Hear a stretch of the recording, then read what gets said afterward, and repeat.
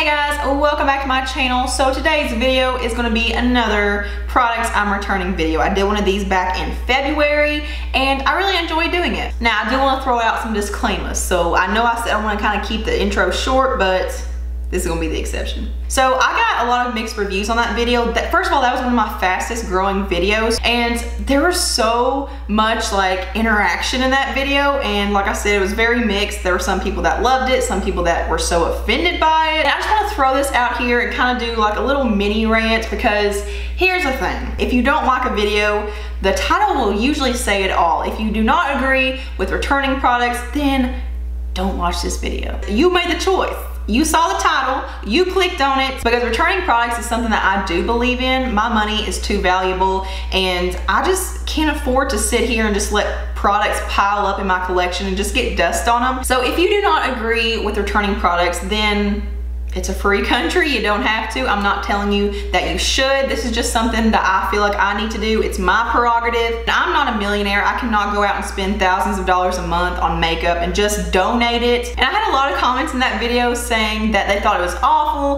that I returned products because of what the stores do to them. And here's a little secret. I don't control what the stores do. The store's return policy is completely on them. If they want to trash the products and be completely wasteful instead of giving it away to a charity or a donation or something like that, then that's on them. But I also got a lot of positive feedback on that video from people saying they didn't even know you could return products and that they feel like they've been wasting a lot of money and stuff, and that they will return products now. And that's what I do videos like this for, not only to be informational and review products that didn't work out for me, but also to kind of enlighten you guys, because I feel like a lot of YouTubers don't tell you that you can return products. But keep in mind, a lot of bigger YouTubers get sent free products from PR and stuff. I do not have that luxury. I have to buy everything out of my own pocket, and I have to go and stand in line and kind of put myself in a more embarrassing situation. But I do it because I love making videos and I love making creative content and the kind of videos that you guys want to see. And I would not be able to sleep at night if I spent as much as I do right now and kept it all. Obviously, if you're just a normal everyday person that doesn't make YouTube videos, you don't have to worry about getting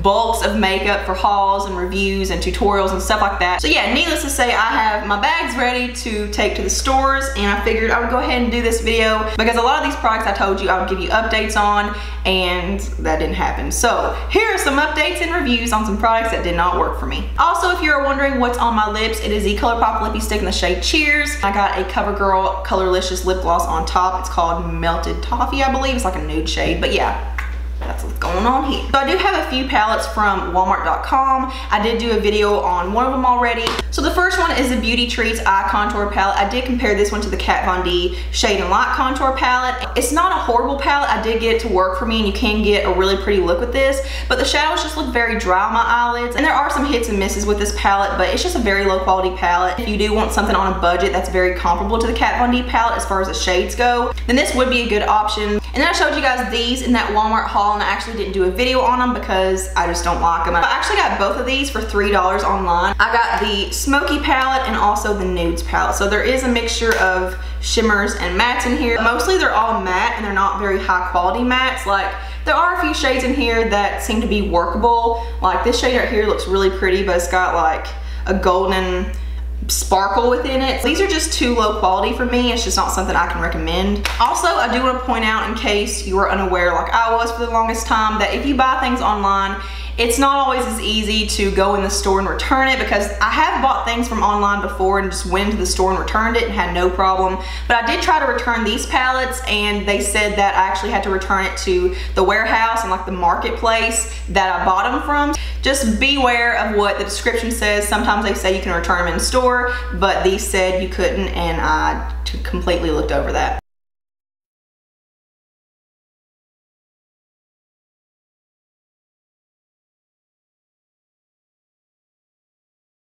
Some of these things I've already talked about in previous videos. I don't know when this will be up, but I did mention some of these in my monthly favorites slash products I regret buying video. So there are some duplicates, but I figured I'd go ahead and throw them in here anyway.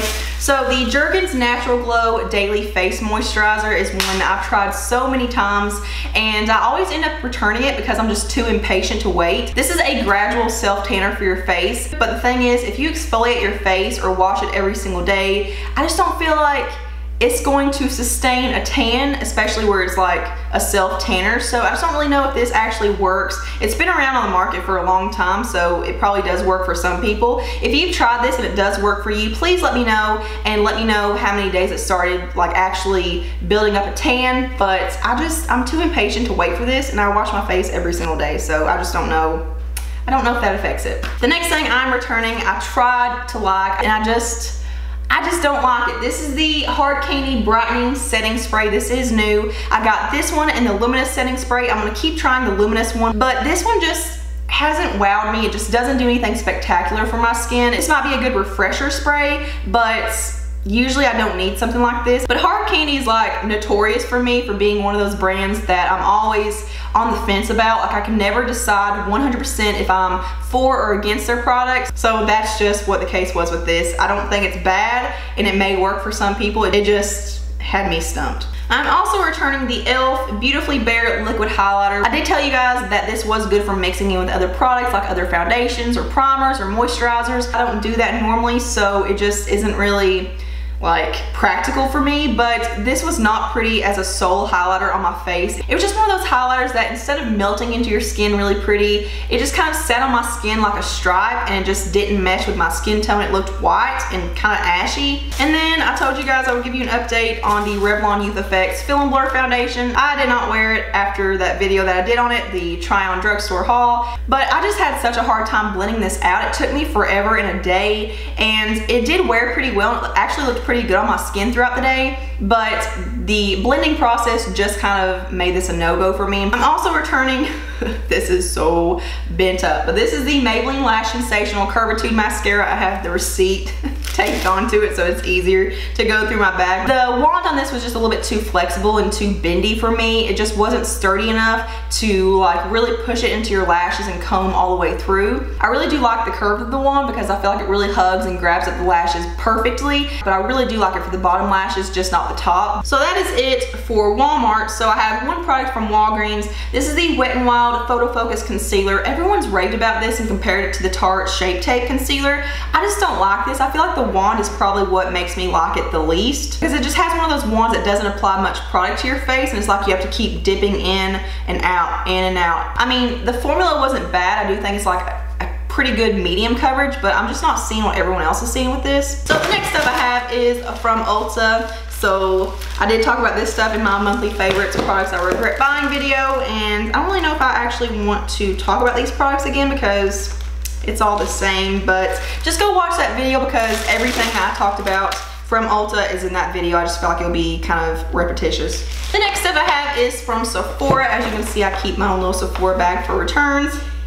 So I have the Sephora Primer Water, and this isn't a bad product. I do like it pretty good, but I do have a dupe for this, but I feel like the dupe is just way too similar to keep this one. I'm also returning the Smashbox Photo Finish Primer Oil. I did do a dupe dead or better with this and another product as well, and I don't know if that will be out yet. It probably won't, but this is actually a pretty good product, and I think it's going to be a very good product for people with dry skin or even mature skin. I mean, I have oily skin, and it did work pretty well for me. It made my skin look very smooth and airbrushed and just very hydrated and glowy, but my makeup still held up throughout the day very well, which I was pretty shocked about. But this is $42. $42 for one product, and that just has me a little like, I don't know what that was. The Laura Mercier Translucent Setting Powder. I'm so overhearing this. This is just so overhyped. If you like this product or any of these products I'm talking about, then I'm glad it works for you, but this just did not wow me, and I had very high expectations for it considering everyone and their mother and sister talk about this. But in my opinion, it's just like any other loose powder. It has talc and everything. Like, I don't even understand what's so special about it. It's not that finely milled. It's not that soft. And I did do a dupe dead or better with this,